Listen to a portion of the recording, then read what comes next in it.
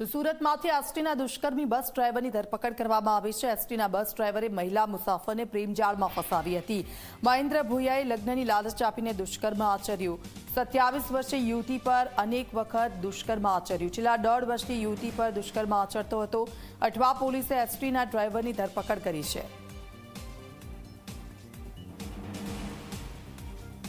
વિસ્તારમાં ફરી એક વખત એક યુવતીને લગ્નની લાલચ આપી તેની સાથે દુષ્કર્મ આચરવામાં આવ્યું હતું અને આ ઘટનામાં પોલીસે એક નરાધમની ધરપકડ કરવામાં આવી છે। ખાસ કરીને જે ઘટના છે તે સુરતના અઠવા વિસ્તારની છે, જ્યાં એસટી વિભાગમાં ડ્રાઈવર તરીકે ફરજ બજાવતો જે શખ્સ છે તે શખ્સ છેલ્લા કેટલાય સમયથી વાંસદાથી સુરત તરફ જે બસ છે તે બસ લઈને આવતો હતો। આ દરમિયાન વઘઈની જે યુવતી છે તેની સાથે મિત્રતા કેળવી હતી અને ત્યારબાદ આ બંને વચ્ચે પ્રેમ સંબંધ બંધાયો હતો।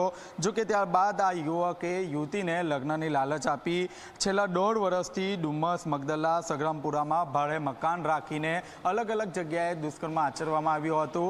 જે રીતે છેલ્લા 1.5 વર્ષથી પ્રેમ સંબંધ બંધાયો હતો અને લગ્ન કરવાની લાલચ આપી આ યુવતી સાથે જે છે તે દુષ્કર્મ આચરવામાં આવ્યું હતું। જો કે ત્યારબાદ આ જે નરાધમ છે તેને યુવતી સાથે લગ્ન કરવાની ના પાડી દીધી હતી, જેને કારણે જે વઘઈની જે યુવતી છે તે યુવતી અઠવા પોલીસ મથક ખાતે પહોંચી હતી અને તેને જે એસટી ડ્રાઈવર છે તેના વિરુદ્ધ દુષ્કર્મની ફરિયાદ નોંધાવી હતી। હાલ તો પોલીસે આ સમગ્ર બનાવમાં નરાધમ એસટી જે ડ્રાઈવર છે તેની ધરપકડ કરી છે અને જે નરાધમ છે તેને કોર્ટમાં રજૂ કરી વધુ તપાસ હાથ ધરી છે। કેમેરામેન વિજય બેસાણી સાથે ચેતન પટેલ, ઝી મીડિયા, સુરત।